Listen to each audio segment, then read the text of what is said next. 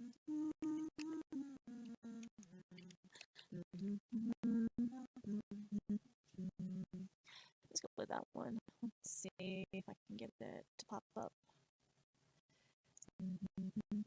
Actually, I need to pause my stream for a bit. I need to go use my bathroom.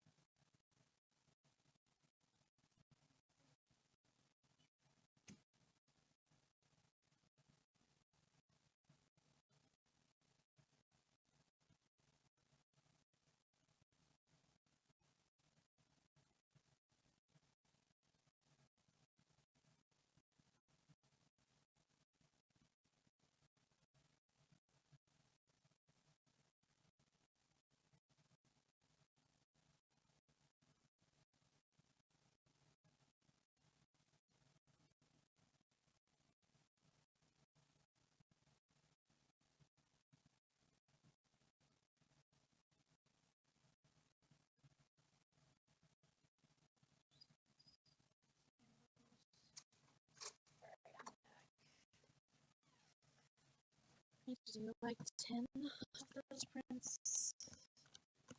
Here we go. I need those lyrics, but I also need to open this and kind of grab this, go over here, pictures, coloring pages I have made. And this one I need to print off 10. Let's do 10 of them. Getting ready to print. Okay. Really, Mystic? Okay, so let's go with this one. Lyrics. There we go. Let's try to get this one going. Let's try You Are My Sunshine. Okay. You are my sunshine, my only sunshine. You make me happy when skies are gray. You'll never know, dear, how much I love you. Please don't take my sunshine away.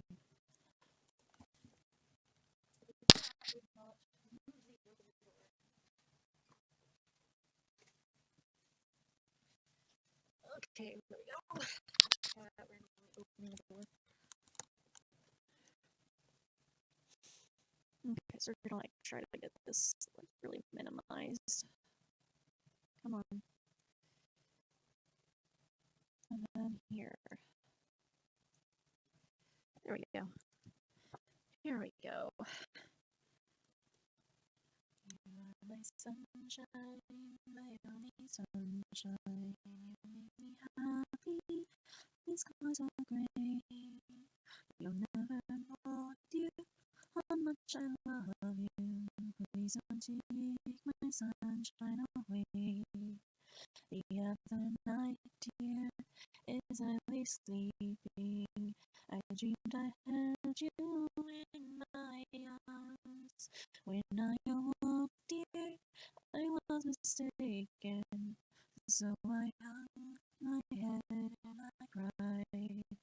You are my sunshine, my only sunshine. You'll never make me happy when skies are gray. You'll never know, dear, how much I love you. Please don't take my sunshine away.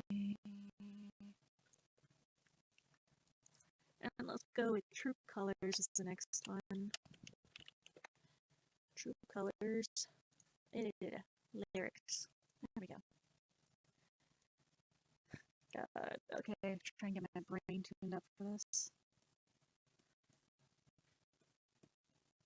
So let's try this and hope it goes okay. You with the sad eyes. Don't be discouraged. Oh, I realize it's hard to take courage in a world full of people. You can lose sight of it all. The darkness inside you can make you feel so small. Show me your smile then. Don't be unhappy. Can't remember when last saw you laughing. This world makes you crazy, and you've taken all you can bear. Just call me up, 'cause I will always be there. And see your true color shining through.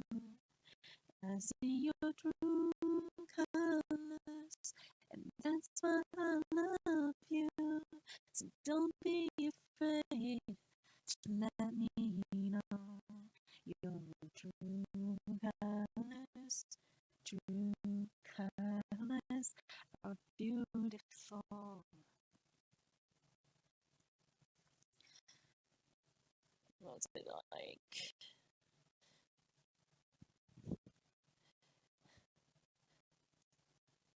I see your true color shining through. I see your true colors, and that's why I love you. So don't be afraid to let them know. Really, Mystic? No. I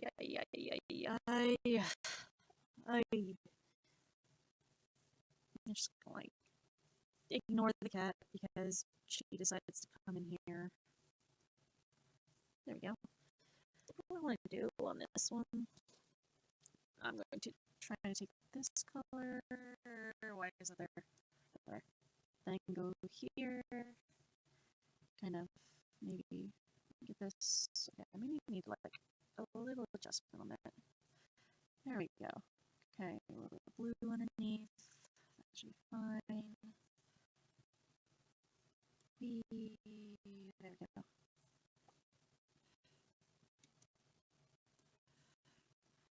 I'm just gonna like go over here. Trying to do this. I don't even know if I will be able to do this. I'm very, very, very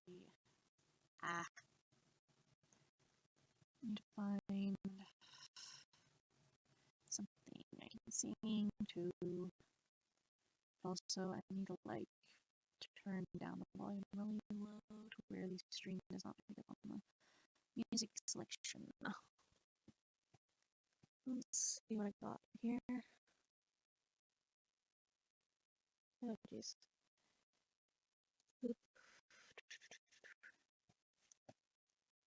Over here. Then YouTube. Over here. Okay. Let me find.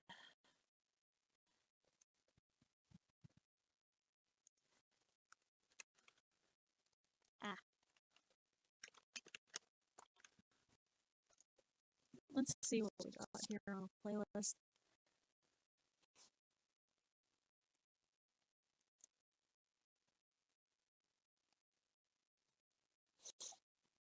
Try not to sing Disney. Maybe.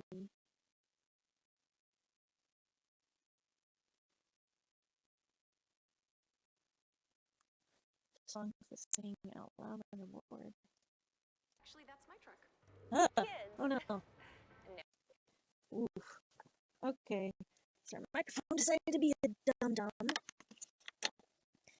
Our thing decided to be a dum-dum. You know, just kind of over here. I have to adjust this real quick. And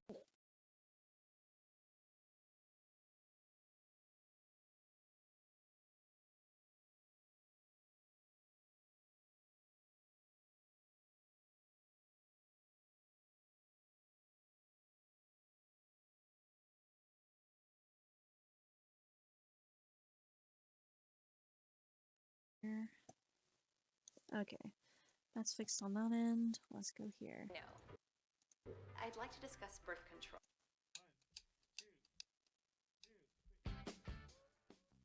Oh yeah, oh yeah, oh yeah, oh yeah.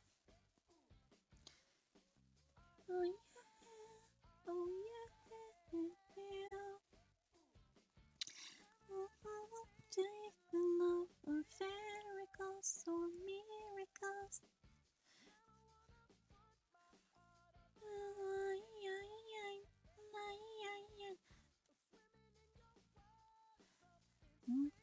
Rituals, spiritual.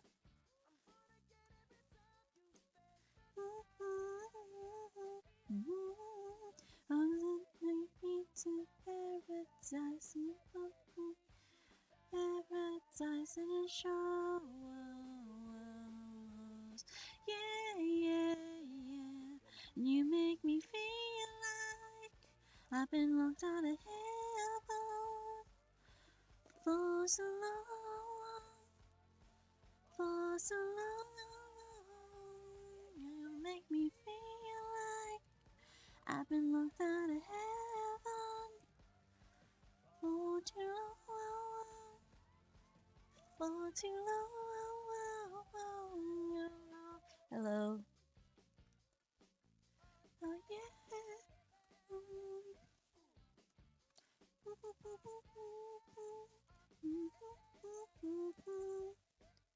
Boy, wrong layer. What's this one?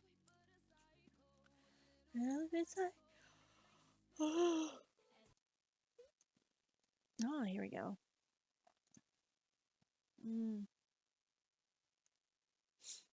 F-R... Oh god, is this one? I mean, you say you're crazy, you know more than friends. Lover, like a brother, you take him. Don't go to love talking that shit.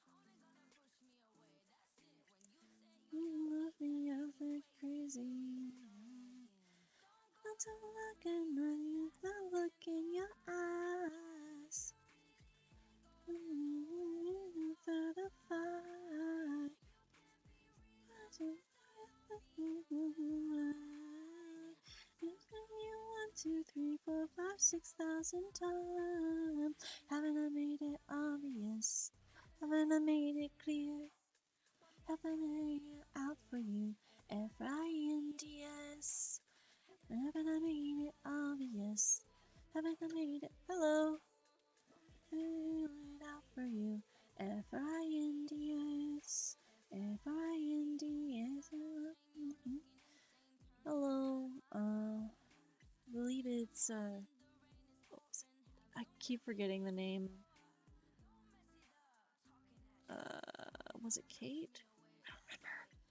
I'm sorry, I'm trying to remember because I watch you guys' TikToks and live sometimes.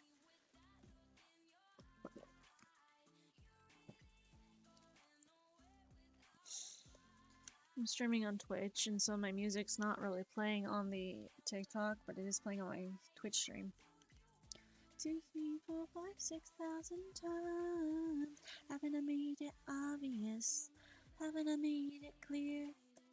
Haven't I made it out for you?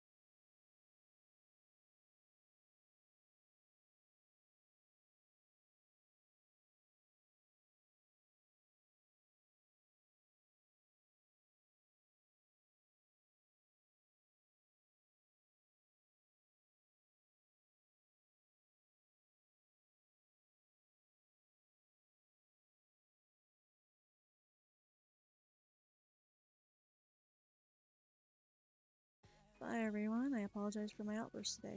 Bye.